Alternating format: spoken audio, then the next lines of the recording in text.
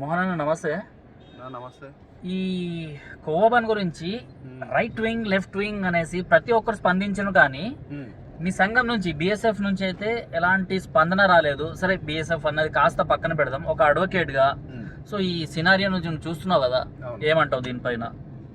ఏముందన్న, ఇప్పుడు ఆ కోవబన్ దాంట్లో కొద్ది బాధితునిగా కనిపించిన వ్యక్తి ముస్లిం కాబట్టి వీళ్ళ రాజకీయాలు మొదలైపోయినాయి.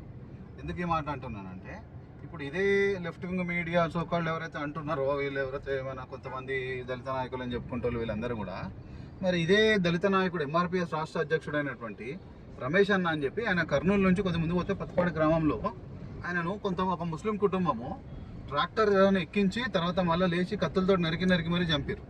ఆ విషయం మీద ఎందుకు స్పందించలే? ఈ కోవబన్ ఇన్సిడెంట్ జరగడానికి ఒక 5-10 రోజులు అటు ఇటుతో జరిగింది. అది కూడా దాని మీద ఎందుకు మాట్లాడలేదు? ఈ వలిని కలవడానికి ఆడవరకు పోయారు, ఏది మన నంద్యాల వరకు పోయారు. కానీ కోవబన్ ఇష్యూలకు ఇచ్చిన వాల్యూ మరి రమేష్ అన్న మా ప్రాణానికి ఎందుకు వేయలే? మరి చనిపోయిన వ్యక్తి దళితుడే కదా, ఒక మాదిగ సామాజిక వర్గానికి చెందినటువంటి ఎంఆర్పిఎస్ నాయకుడు, రాష్ట్ర అధ్యక్షుడు, మళ్ళీ ఆయన వర్కింగ్ ప్రెసిడెంట్. మరి ఆయన కుటుంబాన్ని ఎందుకు పరామర్శించలేదు? ఇక వీళ్ళకు తోడు మళ్ళీ లోకేష్ బాబు మరియు నాగబాబు గారు ఇక వచ్చిరు. వాళ్ళైతే సూపర్ మ్యాన్లు 300 కిలోమీటర్ల కారు వేసుకొని జెట్ స్పీడ్లో వచ్చి పడిపోతున్న కోవబన్ లేపనికి వచ్చారు, సూపర్ మ్యాన్ల లెక్క. మరి అదే రాష్ట్రానికి చెందినటువంటి ప్రభుత్వాన్ని వాళ్ళు రిప్రజెంట్ చేస్తారు కదా, ఒక ఎమ్మెల్సీ, ఒక మంత్రి స్థానంలో. మరి వాళ్ళు ఇదే రమేష్ అన్న చావుకు ఎందుకు పోలే? అంటే వాళ్ళ కుటుంబాన్ని ఆదుకోవడానికి ఎందుకు పోలే? పరామర్శించడానికి ఎందుకు పోలే? అదే మదనపల్లిలో ఒక ఇన్సిడెంట్ జరిగింది, ఒక మైనర్ అమ్మాయి పైన రేప్ జరిగింది. మరియు తూర్పుగోదావరి పశ్చిమ గోదావరి జిల్లాలో ఇంకొక అమ్మాయి పైన జరిగింది. వీటిపైన ఎందుకు స్పందించలే? కర్నూలు జిల్లాలో మరి వినాయకుని తీసినప్పుడు అక్కడ గొడవలు జరిగినాయి, మరి అక్కడ ఎందుకు మాట్లాడలేదు? అంటే వీళ్ళు కూడా ఈ అపీస్మెంట్ పాలిటిక్స్ అనేది వీళ్ళు కూడా ఏం అతీతం కాదు దానికి. కాకపోతే ఏదో కూటమి గవర్నమెంట్లు ఉన్నారు కాబట్టి కొన్ని డైలాగులు వేస్తారు అప్పుడప్పుడు, అంతే తప్ప వీళ్ళు కూడా ఆ రాజకీయాలకు అతిథులు కాదు. ఇక ఇది పక్కన పెడితే హైదరాబాద్ నడిబొడ్డులో ఏదైతే మన ఈ తులసి చంద్ గారు, మన రేంజర్ రాజేష్ వీళ్ళు మాట్లాడారు కదా, ఇదే హైదరాబాద్ నడిగడ్డలో ఒక హఫీజ్పేట అనే ప్రాంతంలో, హైటెక్ సిటీకి అత్యంత దగ్గరమైన ప్రాంతంలో కట్టెలు అమ్ముకునే వ్యాపారి శ్రీనివాస్ అనేటటువంటి వ్యక్తి క్రైస్తవుడు.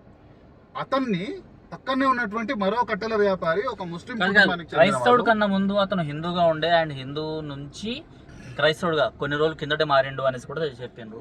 అయితే నేనేమంటున్నా అంటే, అతను హిందూ కానివ్వండి, క్రైస్తవుడు కానివ్వండి, ఆయన చనిపోయిన టైంలో అయితే ఆయన చనిపోయిన మనిషి కదా, చనిపోయిన టైంలో ఆయన క్రైస్తవుడుగానే ఉన్నారు. నేను క్రైస్తవుడు ఎందుకు స్పెసిఫిక్గా చెప్తున్నానంటే, వీళ్ళు ఏ విషయంలో స్పందిస్తారు, ఏ విషయంలో స్పందించారు అనేది మాకు బాగా తెలుసు కదా, కాబట్టి చెప్తున్నాను. చనిపోయిన వ్యక్తి క్రైస్తవుడు, మరి చనిపోయిన క్రైస్తవుడు అయినప్పుడు మరి కనీసం ఆయన దాంట్లో స్పందించాలి కదా. అదే చంపిన వాళ్ళు ఒకవేళ హిందువులు అయింటేనో లేకుంటే అగ్రవర్ణాలకు చెందిన వాళ్ళు ఏంటనో స్పందిస్తుండే కదా, వీళ్ళు ఖచ్చితంగా స్పందిస్తుండే, దాన్ని పెద్ద ఇష్యూ చేస్తుండే. కానీ చంపిన వ్యక్తి ముస్లిం కుటుంబానికి చెందిన తండ్రి కొడుకులు అయ్యేసరికి దాని మీద కూడా స్పందించలేదు. ఇట్లా ఎన్నో సందర్భాలు, ఎన్నో విషయాలపైన వీళ్ళు ఆ విధంగా స్కిప్ కొట్టేస్తారు. ఇదే మన పాస్టర్ అజయ్ బాబు క్రిస్టియన్ ముస్లిం దళిత్ ఫెడరేషన్ అని చెప్పి ఆర్గనైజేషన్ పెట్టుకుంటూ క్రైస్తవులను ముస్లింలను ఏకం చేస్తున్నా, దళితులను ఏకం చేస్తున్నా అన్నాడు కదా. మరి ఇదే అజయ్ బాబు ఈ రమేష్ అన్న విషయంలో కానీ, లేదా చనిపోయినటువంటి శ్రీనివాస్ విషయంలో కానీ ఎందుకు స్పందించలే అంటే, అక్కడ నేరస్తులు ముస్లిం వర్గానికి చెందిన వాళ్ళు కాబట్టి ఇక్కడ మళ్ళీ ముస్లిం ఓట్లు పడవని చెప్పి వాళ్ళు స్పందించలే. వలి విషయంలో కూడా అదే జరిగింది. ఈ విధమైనటువంటి చిల్లర రాజకీయాల కారణం చేత కొంతమంది ముస్లిం మతానికి చెందినటువంటి కొంతమంది చేసేటటువంటి తీవ్రవాద చర్యల వల్ల యావత్ ముస్లిం సమాజానికి మొత్తానికి చెడ్డ పేరు వస్తుంది. కాబట్టి అట్లాంటి దాన్ని కూడా ముస్లిం సమాజమే దానిపైన స్పందించి దాన్ని వ్యతిరేకించాలి. అటువంటి చర్యలు, ఇట్లాంటి హింసను మా మతం ప్రోత్సహించదనో లేకపోతే మా యొక్క దేవుడు ప్రోత్సహించడం అని చెప్పి ముస్లిం మత పెద్దలు చెప్పాలి. వాళ్ళు గవి కూడా చెప్పారు. కాబట్టి వలి పైన కూడా అనుమానం వచ్చి ఆ తేజస్వి మీడియా పిల్లోడు ఎవరైతే ఉన్నారో అతని పేరు బాలాజీ దాన్ని గట్టిగా ప్రశ్నించిండు. సరే, ప్రశ్నించిన విధానం బాగాలేదేమో, కానీ తను ప్రశ్నించిన ఉద్దేశం ఏంది?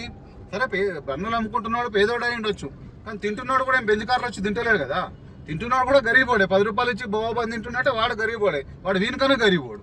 కాబట్టి వాళ్ళ ఆరోగ్యం ఏడ పాడుగాగల దాని మీద ఈ మధ్యనే వచ్చినాయి కొన్ని, ఏది మన డాక్టర్లే రైజిన్ అనేటటువంటి విషయాన్ని కలిపి హిందువుల పండుగలలోనో లేకపోతే గుళ్ళలోనో పూజలు పునస్కారాలు పెళ్లిలలో కలపాలని కుట్ర చేస్తారని చెప్పి తెలిసింది. కాబట్టి అట్లాంటి అనుమానాలకు ఖచ్చితంగా తావుంది కదా. ఆ ఉద్దేశంతో ఏమైనా ఉందేమో, ఇంత తక్కువ ధరకు అమ్ముతారంటే ఏమైనా ఉందేమో ఉద్దేశంతో అడిగిండు. సరే అడిగిన విధానంలో కొంచెం ఏమైనా రఫ్గా ఉండొచ్చు, కానీ అడిగింది తప్పేం కాదు కదా, ప్రశ్నించడం తప్పు కాదు కదా. పోనీ ఏమైనా కొట్టిండా తిట్టిండా ఏం చేసిండు అని చెప్పి అంతగానము అది చేస్తారు. నాకు తెలిసి అతని ఉద్దేశం తప్పు లేదు, విధానం తప్పు ఉండొచ్చు కనుక అంతే. అయితే నేనేమంటున్నా అంటే ఇటువంటి చర్యలను అతిగా మోయడం కూడా మంచిది కాదు.